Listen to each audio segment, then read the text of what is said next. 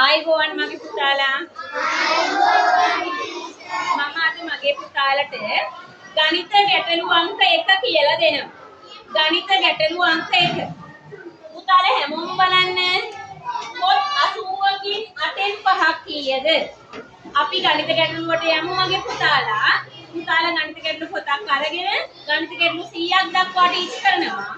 මේ තමයි ගණිත ගැටලු අංක 1.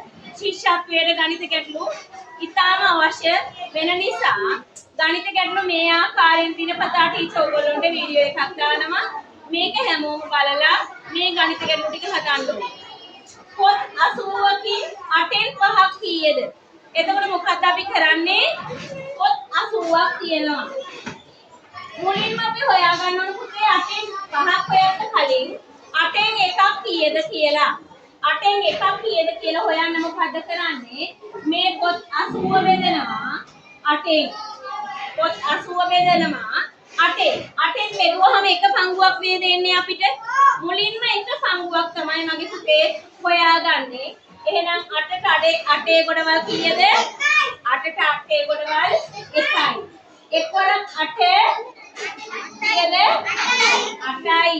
8න් 8ක් අඩු කරාම බිඳුවයි. මේ බිඳුව පහළට ගන්නවා. බිඳුවට 8 ගොඩවල් තියනවද පුතාලා? නෑ.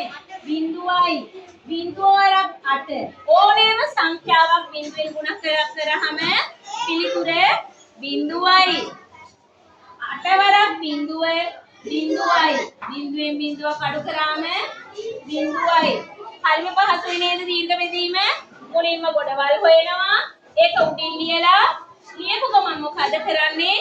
ගුණ කරනවා එළියපු සංඛ්‍යාව ගොඩවල් වලින් ගුණ කරලා පහලින් ලියලා ඒක මේකෙන් අඩු කරනවා. ඊට පස්සේ එකේ ගොඩවල් මෙතෙන්ට අරගෙන ඒකට ගොඩවල් හොයනවා. පිළිතුරු උඩ ලියනවා. ලියපු පිළිතුර 8න් ගුණ කරනවා. ගුණ කරලා 8න් ලියලා මේක මේකෙන් අඩු කරනවා. පැහැදිලිද නැද්ද? එහෙනම් දැන් මේ මොකද පිළිතුර උනේ? 8න් 1ක් සමානයි. 8න් 1ක් කියන පිළිතුර කීයද පොත්? 8න් 1ක් කියන පොත් කීයද? 8න් 1ක් කියන පොත් 10යි. 8න් 1ක් කියන පොත් 10යි. එහෙනම් 8න් 5ක් හොයන්න මොකද අපි කරන්නේ? මොකද කරන්නේ? මේ 10 ගුණ කරනවා. මේ 10 කියන 8න් 1ක් මේ වගේ 5ක්. 10 වරක් 5 කීයද? 50යි. පැහැදිලිද නැද්ද වගේ පුතාලට මේ පියවර ගණිත ආකාරය? පැහැදිලි නේද? පැහැදිලි. ඊළඟ ගණිත ගැටලුව ටීචර් දාන්නම්.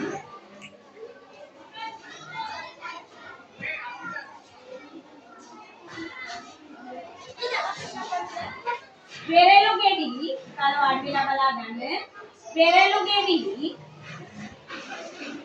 72කින්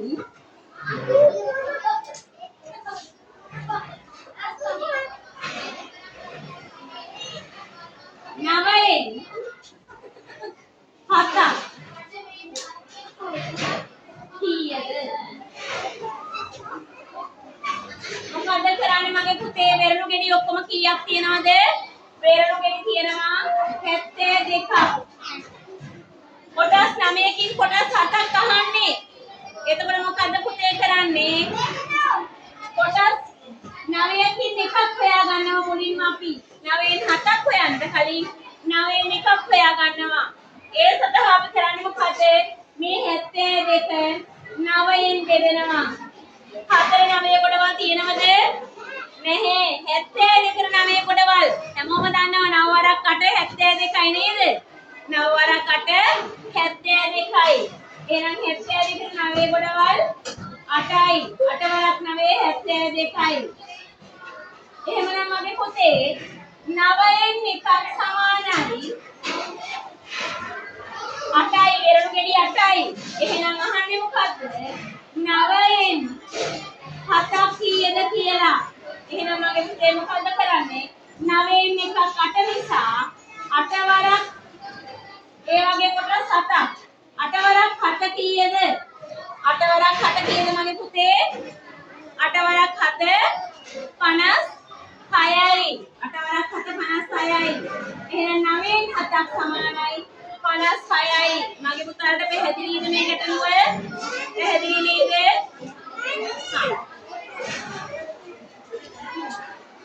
තව ගැටලුවක් ටීචර් කියලා දෙනවා.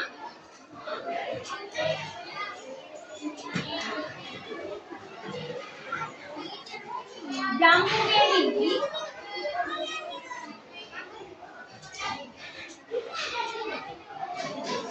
64කින්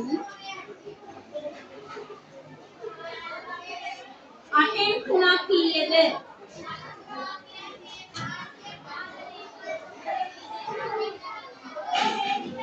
ජම්බුගෙඩි 64කින් 8න් 3ක් කීයද? එතකොට මොකද්ද මගේ පුතේ අපි කරන්නේ? මේ ජම්බුගෙඩි 64න් අපි මුලින්ම 8න් එකක් හොයා ගන්නවා. 8න් එකක් හොයාගන්න මොකද කරන්නේ? 8න් බෙදනවා. 6ට 8 ගොඩවල් තියෙනවද මගේ පුතේ? නෑ. 64ට 8 ගොඩවල් කීයද? 64ට 8 ගොඩවල් 8යි. 8 වරක් 8 64යි. 64න් 64ක් බිංදුවයි. එහෙනම් මගේ පුතේ 8න් එකක් කියන්නේ ජම්බුගෙඩි 8යි. එහෙනම් 8න් 3ක් කියන්නේ කීයද කියලා බලන්න අපි මොකද්ද කරන්නේ? මොකද කරන්නේ? 8න් එකක් 8යිනේ. 8 වරක් 3. 8 වරක් 3 කීයද මගේ පුතේ? 24යි. එහෙනම් ජම්බුගෙඩි 64කින් 8න් 3ක් කීයද? ජම්බුගෙඩි 24යි. පැහැදිලිද මගේ පුතාලට මේ ගණිත ගැටලු? හරි මගේ පුතාලා එහෙනම් ලියා ගන්න. මගේ ගණිත ගැටලුව අවසానයි. ගණිත ගැටලුව අංක 1 හැමෝටම ආයිබෝවන්.